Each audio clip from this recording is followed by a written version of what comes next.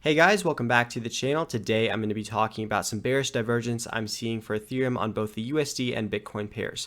I'll be covering what bearish divergence is, why it's important, and how it represents a trend that is starting to slow down and weaken. So if you guys enjoy the content, please do consider leaving a like and subscribing. Also check out our sponsors over at ftx.us. This is a great exchange where you can buy, sell, and trade cryptocurrencies like Ethereum. And if you sign up through the link in the description below or with my referral code SNOWYCRYPTO, you can get a 5% discount on exchange fees.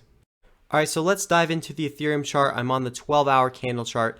And let's just first talk about what bearish divergence is. So in order to do this, we need to understand what this chart down here represents. So this is a momentum oscillator, and this is going to be the RSI. It stands for Relative Strength Index. Basically, it shows you how overbought or oversold something is, and it shows you how weak or strong a trend is.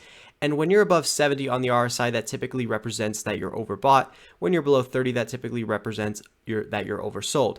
And what you can see here is that the RSI actually hit this level back on the 18th of July at 77. So notice how the RSI peaked and then it's been in a decline ever since that time. So we can just draw that general downtrend on the RSI.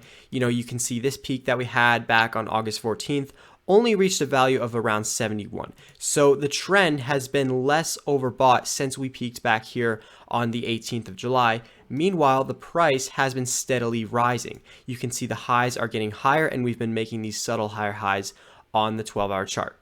Now, this is essentially what bearish divergence is. It represents that the momentum oscillator is declining while the price is at the same time rising. And this is important because it shows us that a trend is beginning to weaken and that it's becoming less and less overbought on each leg up.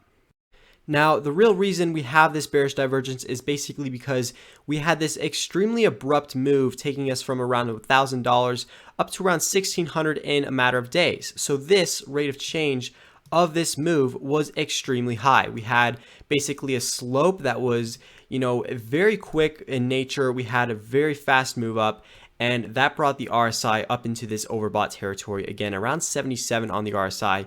But then the trend started to shift gears. The rate of change definitely started to slow down where, you can see it's still in an uptrend, but to a much less degree.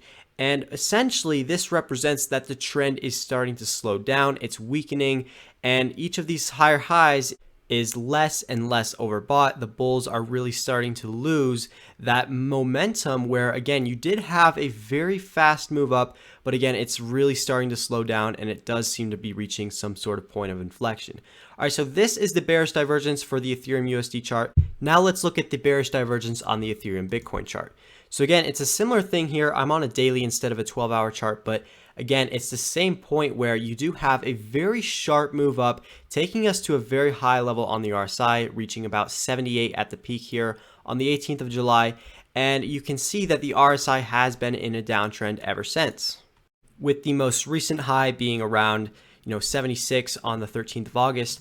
Again, still in a decline, but you can see that the price has actually been steadily increasing here, which could potentially suggest that the trend is beginning to weaken and we might have some sort of reversal coming up ahead of us. Now, I really like to look at these in both because it does have some sort of confluence where, again, you start to see the trend weaken with not only respect to Bitcoin, but also the US dollar. So I think this is logically an area where, Ethereum does seem to be at resistance with that $1,700 to $1,900 level. It's approaching that 20 moving average on the weekly. It's coming into a lot of resistance levels and I'm starting to see the trend start to weaken. So logically to me, I think this is an area where we could expect Ethereum to turn around and potentially form some sort of higher low or a retest of some of those lower valuations. So I hope you guys did enjoy the content and the analysis. Once again, check out our sponsors over at ftx.us. You can sign up with the link in the description below.